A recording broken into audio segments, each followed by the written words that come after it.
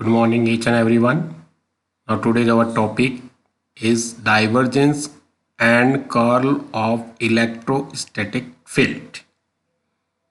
Now, divergence of electrostatic field. You know now the concept of divergence. Divergence mean thing coming out from the any field. Not inside the field, but coming out. सारी चीज बाहर आना, divergence. अब suppose electrostatics का मतलब meaning यहाँ पे stationary charge, the field produce by stationary charge if there are if here positive q charge, and due to this charge the electric field generates.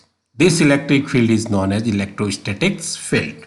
Now when the plus charge is placed anywhere inside the closed surface. अब यहाँ कोई ज़रूरी नहीं है कि जो आपको positive charge लिया ये इसके जो सरफेस है, कर्व सरफेस है, उसके सेंटर में होना चाहिए. कहीं पे भी हो सकता है, यहाँ पे हो सकता है, यहाँ हो सकता है, सेंटर में हो सकता है, कहीं पे भी ले लो. लेकिन शर्त क्या है? इनसाइड द सरफेस, सरफेस के अंदर होना चाहिए, सरफेस के अंदर होना चाहिए, कहीं पे भी. इसलिए मैंने लिखा एनीवेयर. ठीक है. The line of flux passing through the surface, इस सरफेस से जो लाइन पास हो रही है,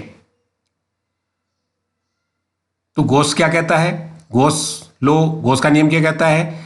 the total electric flux passing through any close surface is equal to the total charge enclosed by the closed surface. मतलब Gauss कहता है कि इस क्लोज सरफेस से पास होने वाला इलेक्ट्रिक फ्लक्स कितना होगा?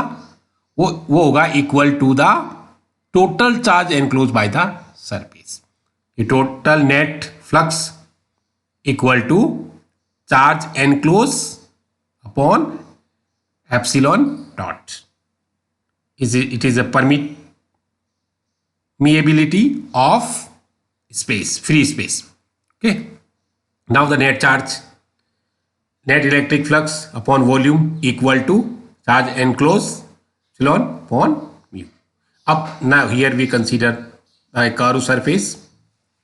This is the curved surface.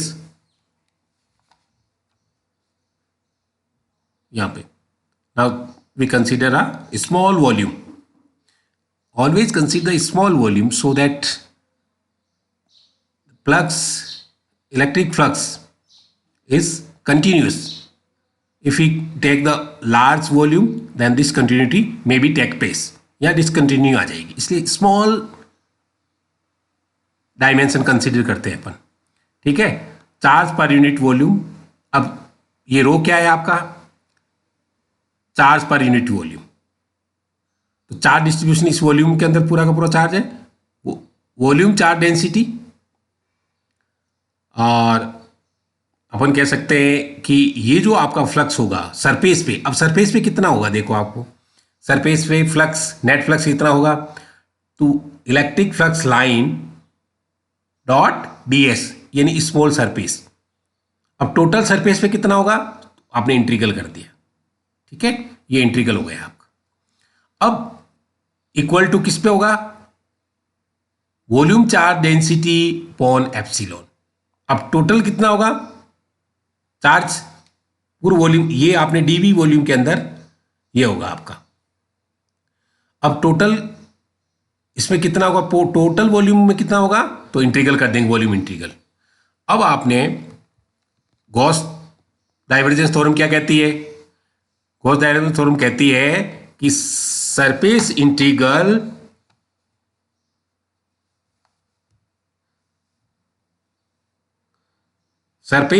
Change into the volume integral change into the surface integral. तो with the help of the Gauss divergence theorem we put the value this. So both sides have the volume integral, we can remove it. So we get the divergence of electric field equal to volume charge density upon mu epsilon. This is divergence of. Now, a curl of electrostatic field. अब electrostatic field का curl क्या होगा? अब suppose करो यहां पे भी consider करते हैं यहां, अब एक कोई भी क्लोज सरफेस है, ये एक कंसीडर कर दो कॉन्सेप्ट कि भाई कोई भी क्लोज सरफेस है, इसके अंदर जो वर्क डन है, work done over A close surface is always zero. तो देर आर टू पाथ. अब यहां पे दो पाथ देखो कंसीडर कर रहे हैं अपन, जैसे कहां से बी से ई जा रहे हैं, ए से ए जा रहे हैं, और एक रास्ता है आपका ए से डी, डी से बी, बी डी ए, दो तरह का पाथ है. We know that any stationary field of center force is conservative, means the value change point to point. हाँ, इस पॉइंट पे वैल्यू चेंज हो सकती है फोर्स की, यहां फोर्स अलग हो सकता है, लेकिन इस एक ही पॉइंट पे टाइम के साथ वो चेंज नहीं होता है, कांस्टेंट रहता है. तो अपन कहता है स्पेस में तो चेंज हो सकता है, space coordinate, but at time, not at time with time, not at point with time. Time किसी पॉइंट पे टाइम के साथ कोई वेरिएशन नहीं होता है. तो अपन कह सकते हैं the work done by the field is independent of the